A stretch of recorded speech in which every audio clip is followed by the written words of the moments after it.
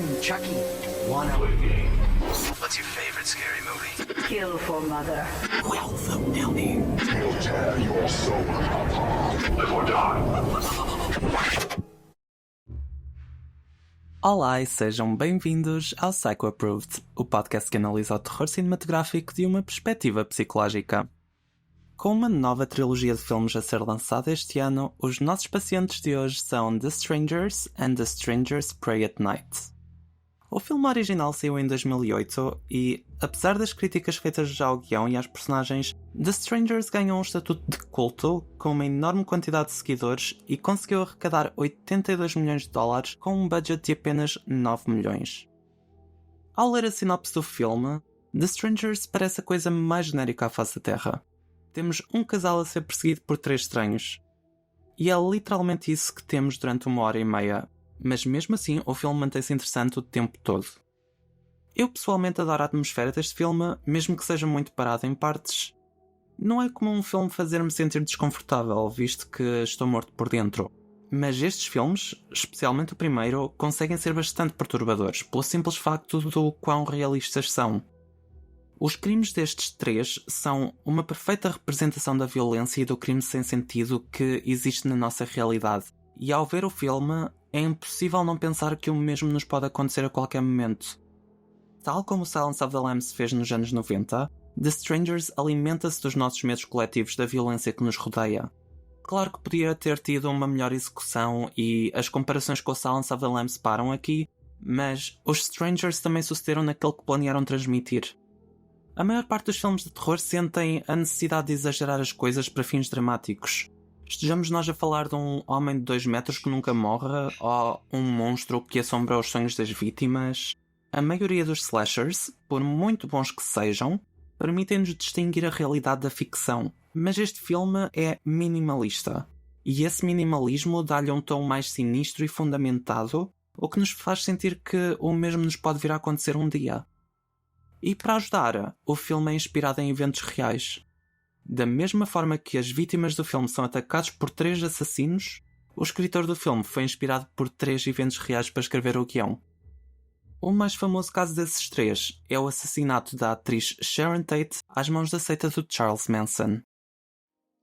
Nascido em 1934, Charles Miles Maddox foi muitas coisas. Filho, músico, líder de uma seita.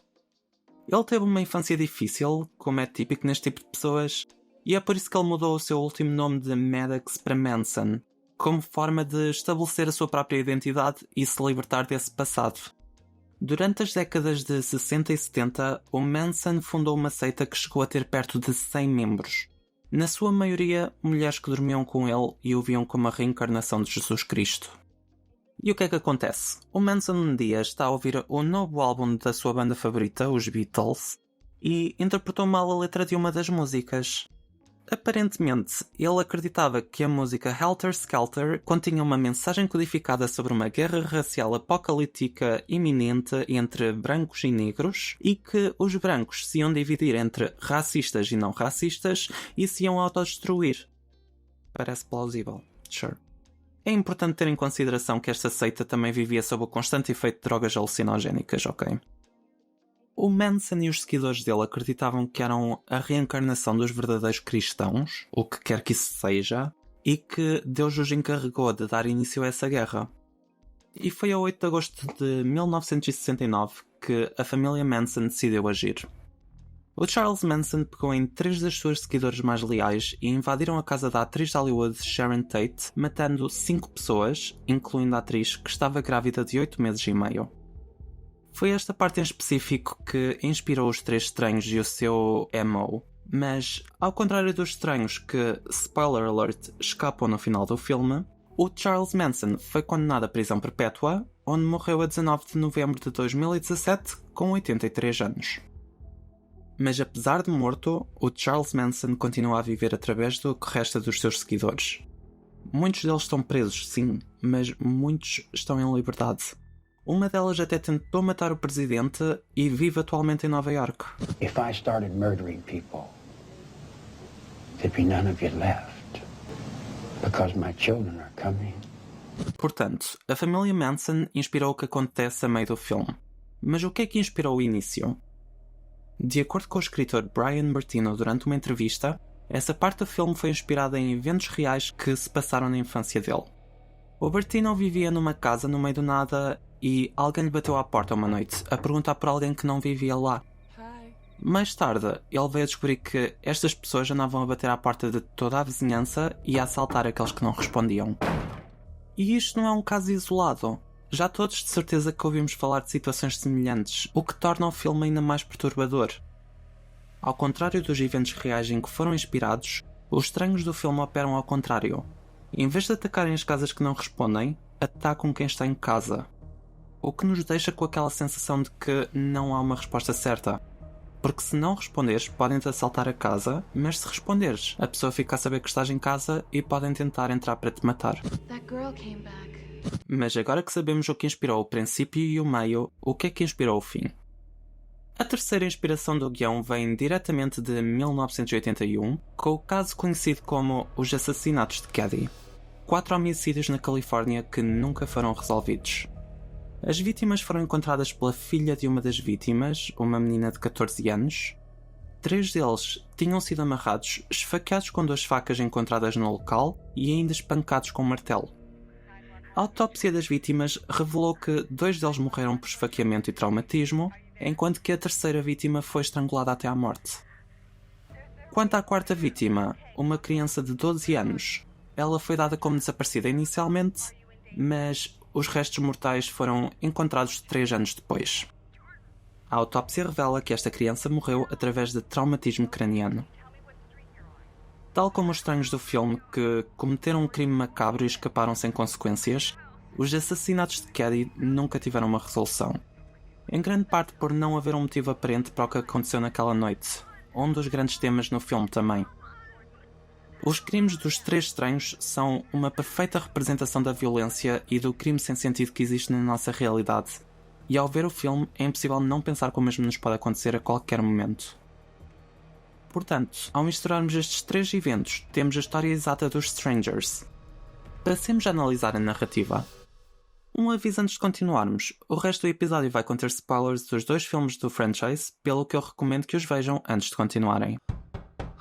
Então, de forma muito resumida, o primeiro filme foca-se num casal, a Kristen e o James. O James pediu a Kristen em casamento, só que ela recusou, então o clima entre eles os dois está meio estranho quando eles chegam a casa. E é aí que alguém lhes bate à porta. Is Tamara here? O casal assume que esta rapariga está só perdida ou nas drogas e manda a vida dela. Mas ela acaba por voltar com 2 amigos que invadem a casa do casal e os torturam a noite inteira até finalmente os esfaquearem. A Kristen ainda tentou utilizar as suas últimas palavras para perceber o motivo deste ataque, mas a verdade é que esse motivo não existe. Eles só o fizeram, literalmente porque podiam. Why are you doing this to us? Because you were home.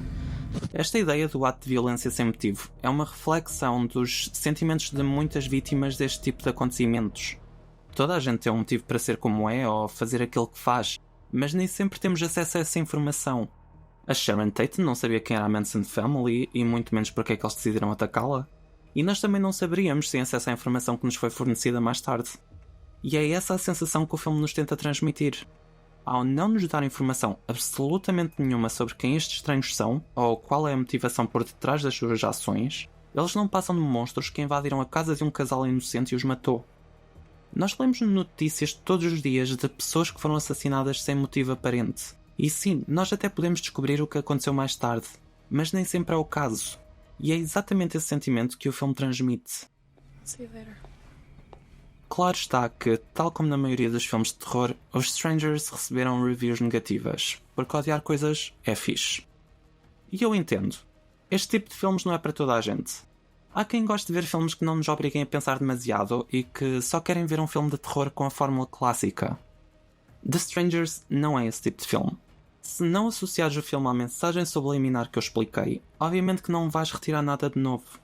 E tendo em conta a maioria das críticas que eu li durante a minha pesquisa para este episódio, claramente que os críticos não se aperceberam da mensagem por trás da narrativa e das personagens do filme.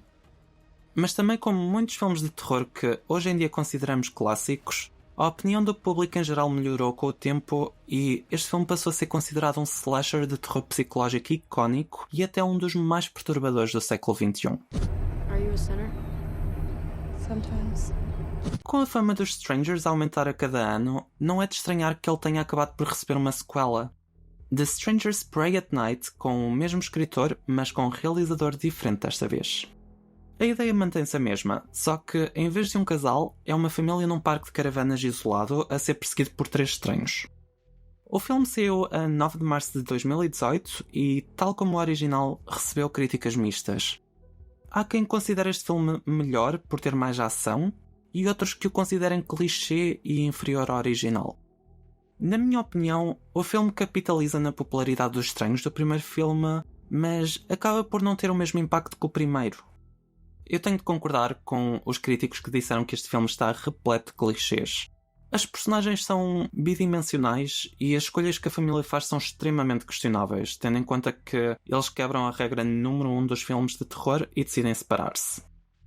Mas still, consegue ser divertido de ver graças à ação extra e as personagens são interpretadas por atores que a maior parte de nós reconhece de imediato.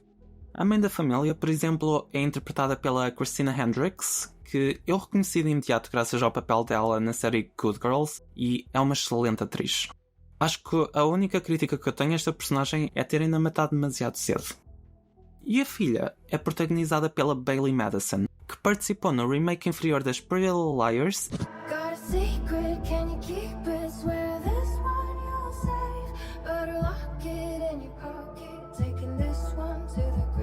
e no filme do Guillermo del Toro, Don't Be Afraid of the Dark. Also, eu adoro que eles subvertam as nossas expectativas e, spoiler alert, matem os 3 estranhos neste filme. Why are you doing this? Why not? Gostes mais do primeiro ou do segundo filme, The Strangers tornou-se ainda mais popular depois do lançamento da sequela. Tão popular, in fact, que decidiram criar uma nova trilogia que será toda supostamente lançada ao longo de 2024. Com o primeiro dos 3, The Strangers Chapter 1, a sair já esta semana, dia 17 de maio, e que eu irei cobrir no próximo episódio do podcast. Segundo entrevistas, esta nova trilogia finalmente nos vai contar a história dos estranhos e quem estes 3 realmente são, para além de assassinos mascarados. Perceber as motivações e backstories das personagens é das minhas partes favoritas em filmes de terror. Mas neste caso, eu não sei até que ponto é que isso é benéfico para a franchise. Porque os Strangers são perturbadores por serem crimes sem motivo lógico por trás deles. E é isso que torna o filme tão eficaz. Eu não sei se vai continuar a ter o mesmo efeito ao perder este mistério, mas eu estou bastante curioso para descobrir aonde este franchise vai parar, porque eles podem fazer literalmente qualquer coisa com estes 3.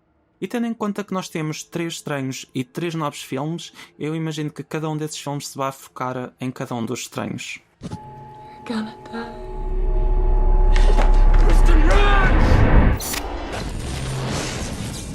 Obrigado por se juntarem a mim esta semana para mais um episódio. Se puderem interagir com o podcast na plataforma em que estão a ouvir, eu agradecia imenso. Especialmente no YouTube, porque o Spotify não paga nada a podcasters portugueses.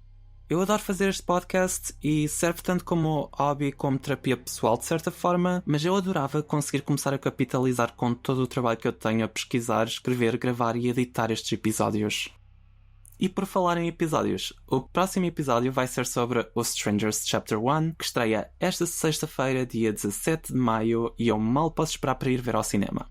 Portanto, façam o mesmo e vemo-nos na próxima quarta-feira. Obrigado por me ouvirem, and this message was psycho-approved. It'll be easier next time.